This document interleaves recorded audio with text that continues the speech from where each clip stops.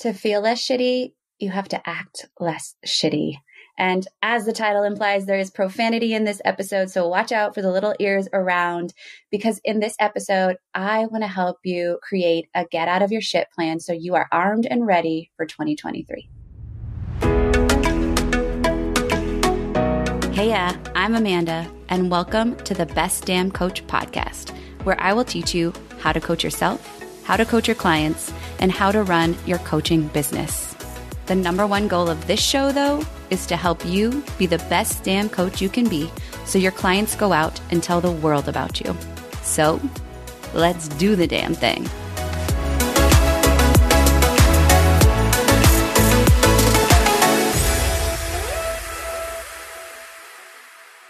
Welcome to the BDC podcast. I am honored that you are here as always. And today we're going to talk about a really important topic in your life, which is how not to feel like shit. And I know this sounds like such a bizarre title, or maybe it doesn't, or you saw it and you're like, yes, I need more of that. First thing I want to say is I am going to say the word shit a lot today, and I apologize in advance. I might say various renditions of it. So this is probably an episode you don't want to listen too loud if you have small children. But the majority of these episodes, they are inspired by clients and live coaching dilemmas and live struggles that my clients have had. And as we start 2023, I don't want you to feel like ish. I don't want you to feel stuck in a pity party. I don't want you to feel less than. And today we're going to talk about all of the ways to help support yourself to not feel like ish in 2023. This is coming right off of the entire series, if you haven't listened, how to get out of your own way in 2023. So I highly encourage you to go listen to the last 4 episodes, which are part of the 4-part series. This is also, as we head into the beginning, an amazing opportunity to come join the Best Damn Coach community. And here's why. We are starting January together. We are creating accountability. We are a community of coaches and service providers that really want to serve our clients of the highest level. And when you join right now, we are throwing in 2 bonuses. The first is you get a live 90-minute strategy session with me, which means we will map out your offering suite. We will look at your marketing for 2023. We will address any struggles that you're currently having inside of your business to help you pursue the revenue goals and profit goals and service the world kind of goals that you have desired as well. We are also offering for the first time ever a major bonus, which is done for you website and landing and sales page templates inside of our partnered online CRM and one-stop shop service provider, and that is Simplero. So this is all of this basically in a done-for-you plug-and-play place so that you can focus all of your energy on what matters, and that is client service. So you can head on over to amanda-walker.com/bestdamncoach for more information, to ask questions, send me a message through Instagram or via email, but I think that page will just guide you through it all. So I want to talk about kind of the inspiration behind this episode. I had an amazing client who has built a really successful coaching practice in a rather fast time, if you will. And with that, it's beautiful. It also comes with struggles and challenges of its own, right? And like many of us, as we build businesses, it's a lot of we're building the ship as we are sailing it. And sometimes we think everybody had it all figured out. But so much of the time, and the more I learn about my own business, but also learn from mentors, is we're all just figuring it out. But sometimes our mind gets in our way, as we've talked about the last few weeks, and we end up feeling these feelings that just flat out, they feel like trash. And sometimes we just get stuck. I know you've probably been there before, where you just feel like you are stuck in this endless pit. You can't seem to get yourself out. It's like no matter what you do, you can't seem to turn the corner towards feeling energetically positive, towards feeling direction, towards feeling momentum. Today, we're going to talk about some strategies I think can help you this year that you can put in your toolbox, not only for yourself, but for your clients. So while I'm going to coach this, as I'm going to call this a self-coaching episode, I think your clients are going to feel this too. When I think about my clients that I have the opportunity to coach, for many of us, no matter what we do, we know what we should be doing on paper. We know that we should be taking action, right? If we're talking about business, we know we're going to be doing marketing strategies. We're going to be maybe hosting workshops. We're going to be doing reach outs. We're going to be pitching ourselves. We're going to go post on social media. We're going to do live videos, whatever the case is. These are all possible action steps that you might be taking in your business. The reason we do not execute those action steps has nothing to do with the action, right? And it has everything to do with the thoughts, feelings, and pictures, I will say, that are driving the inaction. And while it's great, if you're somebody that muscles through and can out hustle and out action that, that's fantastic. But wouldn't it be nice if you had a strategy that got you there faster and took less energy and was actually digging up the root, so you didn't feel like you were constantly exhausted trying to muscle through, or kind of asking yourself, like, what's wrong with me? Why do I feel like shit? And so today we're going to answer that. So I want to first talk about, why is it that you might have an affinity to feel like shit? So in other words, why do you keep going back to that feeling? And part of that is like begets like, right? Again, like begets like, which means same, like rapport with your mind. Basically, you've been thinking the same thing for so long that it feels very natural for your brain to think that. And I have an analogy and also a scientific explanation that I think really connects it all. It's just like your brain is constantly, looking for all of the ski trails that have been worn down, because it's much faster to take a worn down path. Like if you think of, you're hopping off a ski lift headed down a mountain, you're going to be so much faster if you just find the trails that somebody else has carved out. And it's also safer because you're like, well, they made it. They went this way. If I follow, it's going to feel safer. So that's what is happening in your brain. So if feeling overwhelmed or feeling frustrated, sad, doubt is what your brain has always felt your entire life, then that is going to be the worn path that it looks for.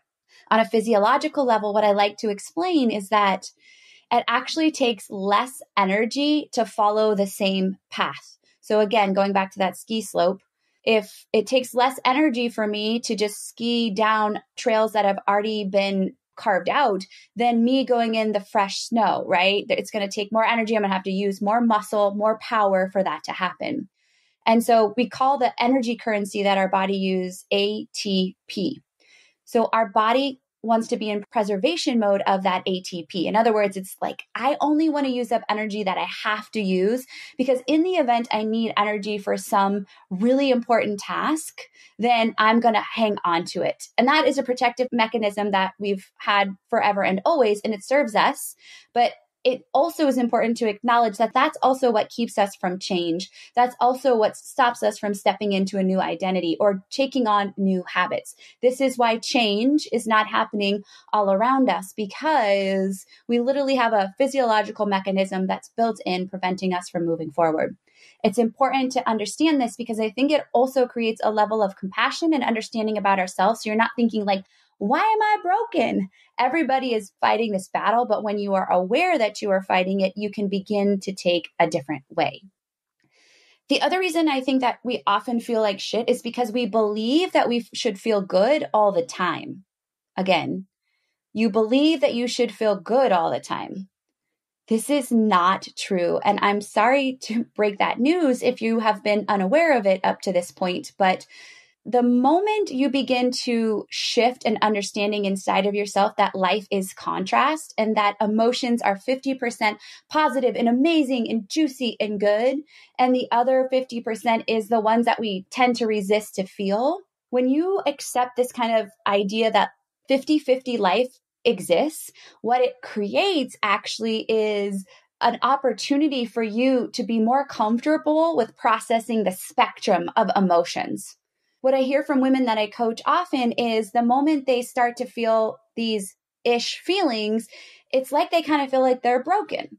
Like there is something wrong with them, that they're frantic. They're like, I got to do something. I can't feel or stay in this place, right? Because it does not feel good. It feels emotionally uncomfortable, right? When we want to be feeling something else. But the important part about that is contrast shows us what we want. That's an Abraham Hicks quote that I have just totally brought into my life 100%, is contrast shows us what we want. So when I am personally in contrast, which is so funny that I'm recording this when I am right now, because I am in contrast as we're recording, I am able to identify like, I don't love the place I'm feeling in right now. It's uncomfortable. And it's okay because I know that by feeling this place, I don't want to hang out here for an extended period of time. And I also know that this place is necessary. It's kind of like my relationship with my husband. In order to feel the highs, I've also had to accept that there are low points so that I can actually feel the highs. Because imagine if we felt good all the time, we really wouldn't even know we were feeling good because there would be no contrast to show us that. Why we tend to feel like shit is because we believe that we should feel good all the time. And when we don't feel good, then we are immediately like, there's something wrong with me. I'm broken. I mean, this is a tangent, but I also believe that this is what's wrong with the mental health space is we haven't educated. There is projection, a facade in the world that makes us think that we should feel good all the time. And so we're bombarded with media and culture and people that and social media that are like, everything's picket fences. And so then when you have this idea potentially that picket fences only happen for other people, but me over here, this does not happen, then it only begets, again, the same thing. The other reason that you may feel like shit is you believe that all of the thoughts that you think are facts. So anytime that you are in a place where you're aware of your thoughts, you own them as though they are factual information. And that is a very slippery slope because the majority of the ping-ponging things that happen inside of our mind are not facts. But when we believe certain thoughts as facts that don't serve us, we buy into the story and it takes us down a rabbit hole, right? That deep dive place where we begin to believe that those stories are true and factual and that we are stuck inside of them. And one of my favorite things to do with clients is one of the most basic topics. When my client feels like shit or they send a Voxer to me or we're on a group coaching call and they tell me all these things, I'm like, I just want you to write down everything that you're thinking and then I want you to label them thought or fact. It's the most basic, and we're going to actually talk about that in just a second, most basic practice that helps us begin to see that we are responsible for choosing our thinking. And oftentimes those thoughts are not facts and we have the possibility to shift them. Another reason, and the final reason that I think that we often end up falling into this ish place and feeling like trash is that we're not following through on ourselves. We've made commitments, either verbally, written, whatever the case is. We've said we're going to do something and then we don't do them. And the moment we do not follow through on what we have told ourselves we're going to do, it's a breach of like this agreed upon internal confidence. And I believe that confidence is created when we follow through on ourselves. So this is why you can, let's just use health and fitness, for example. You can lose 0 pounds, but if you have a solid week where you've done what you said you were going to do, you feel so freaking confident and on fire. Nothing externally has happened, but internally you said you were going to do XYZ and you executed XYZ. Or in your business, you said you were going to do XYZ and you executed XYZ. And the moment you do those things, you feel that fire and that confidence, which drives more. So the moment we breach that internal agreement, then we start to collect evidence on why we're failing or why we're not able to do it. We create all these excuses around why following through, or sometimes we own it. And we're just like, I didn't follow through, right? But this is what creates that downward spiral. And so I know you probably can identify all of these, or at least one of these, that is your kind of place that tends to bring you into that place of feeling like shit. And so we want to break those patterns. We want to acknowledge them and we want to retrain them towards direction of feeling energetic, on fire, in your power, whatever that thing is, that feeling is you desire. So here's what I will say. What do we want instead? Well, to feel less shitty, we have to act less shitty. I mean, it's really simple in so many ways. And that first thing starts out with identifying how you want to feel. So if you don't want to feel like junk, well, how do you want to feel? What is that feeling that you desire to connect with every single day? So I want you to think about that as you listen to the rest of the episode. And we start to talk about creating a what I call get out of your shit plan. This was inspired by a client, as I mentioned, who was in her stuff. She was just really struggling to move into this positive zone where she could create forward momentum inside of her business. And she's exceptional. And I understand and have complete empathy of what it feels like when you just can't move forward. She was aware that she was creating it for herself, but she really was just like, I need like a step-by-step formula. And so I said, you know what? We're just going to create kind of an emergency coaching session. Let's hop on the phone and we're going to create a get out of your shit plan. And this is going to be a plan that you write down, and that anytime you come back to this place, you immediately know how to respond. And this is part of the problem. When we feel like this, we struggle because we are thinking that we are broken and we're so inside of our stuff. We're not able to read the label from, the outside of the bottle. And we don't have this emergency lesson plan to look at in front of us when we're highly emotionally driven, uncomfortable, we're stuck in our emotions. We don't have the awareness, the cognitive awareness to come back to that level 5 middle ground where we can say, okay, what's next? Kind of like when you get in a car accident, you're so amped up. You're like, oh my gosh, what do we do? I don't know. Oh my gosh, right? You're so in your stuff that you're like, okay, take a deep breath, move off the street, collect insurance. I can say that so easily when I'm not that person, but when it's me and I'm in it, it's like, oh my gosh, I don't know what to do. How am I going to do this? And so the get out of your shit plan is your personal step-by-step method that's going to walk you through how to move forward towards the feeling that you want. So you should have identified that already. And so I'm going to give you 3 steps to help you create your get out of your shit plan. And I would encourage you legitimately to take out your notes app and take this plan, label it, put it somewhere, put it on wherever you want to remind yourself. Because here's why this is important. Time is the most valuable resource we have. I'll share my own personal example. I was recently with my mom solo on a trip. We don't get those opportunities very much. And the older I get and she gets, the more I just find that we don't need to buy anybody gifts. We don't need to buy each other gifts. We just have to create this space to go do things together. And I had a work situation that really emotionally had me in my shit as well. I thought, man, if I stay in this place, it takes away this sweet, precious time with my mom because I'm in my stuff. So I had to tap into my get out of my shit plan. And this is why my client had to do the same. Because when we stay here, we are losing the most precious resource, which is time. Whether that's time with the people we love, time cultivating relationships, time taking care of ourselves, getting to the gym, going to walk, time working on our business and doing the things that matter most. Right? All of these things are relative. And so we want to have a plan that mitigates how long we stay in our shit.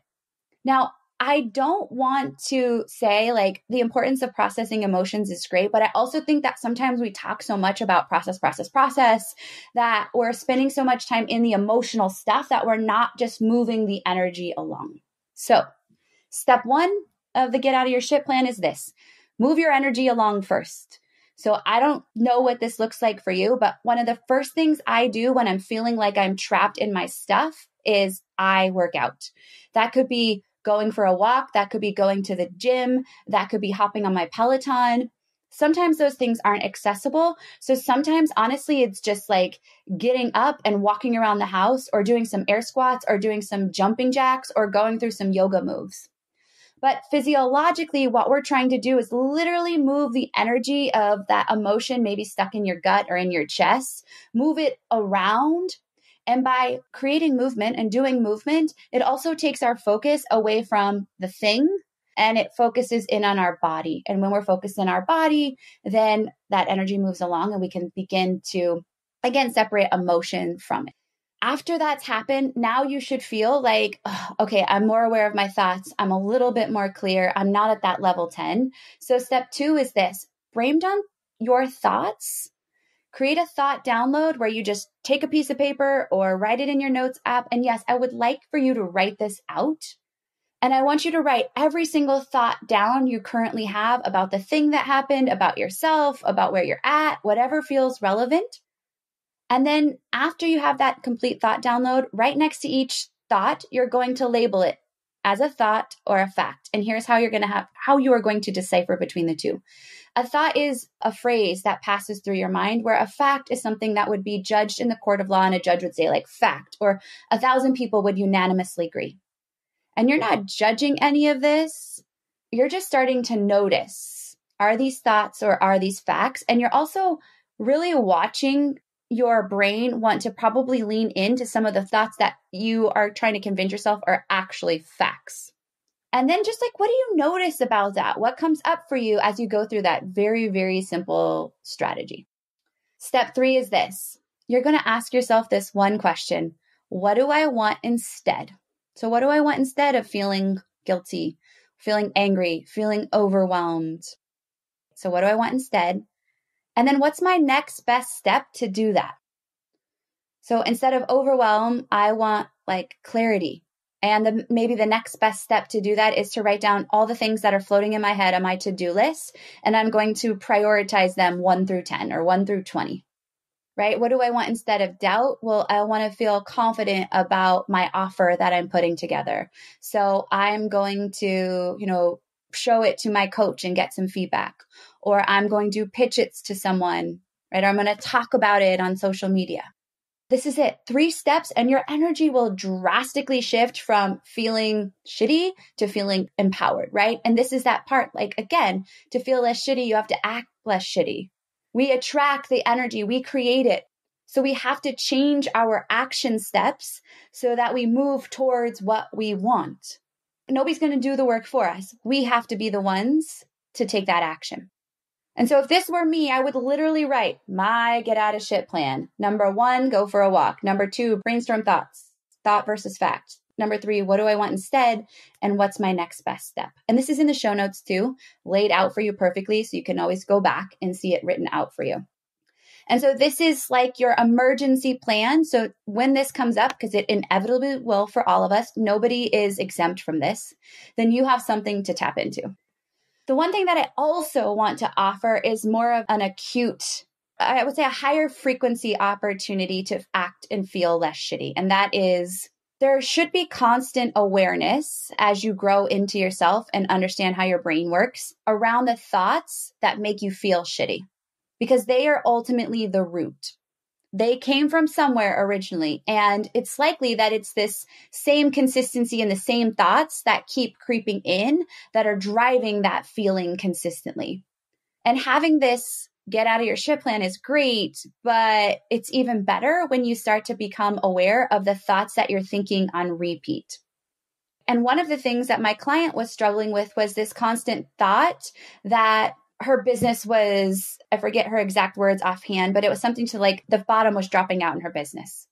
She kept saying, oh my gosh, my marketing is not set up. I don't know. And she had all these thoughts around basically the bottom falling out in her business. And she'd been thinking them, which is honestly a very common problem in entrepreneurship, is we have these years and we're like, this is too good to be true. Like the bottom's going to fall out somehow. And think about how detrimental that specific thought is to your thriving business and how you react in your business. Then you're always reactive and you're like, oh my gosh, is this it? Oh my gosh, is this the thing? Is this the thing that's going to bring it all to an end? And so I asked her, what if you refuse to allow that thought to come in anymore? When you started to notice it, you're like, no, no, no. And so you can do this in many ways. You can literally say, thought, nope, go away. I don't have space for you. You can like shoo it out of the way with your hand. You can call them out verbally. You can call them out internally. And you tell that thought literally it does not have a home with you anymore. Because to feel less shitty, you have to act less shitty, which means you have to be more aware and drive your internal dialogue and your thought patterns in a different direction towards what you want to be feeling.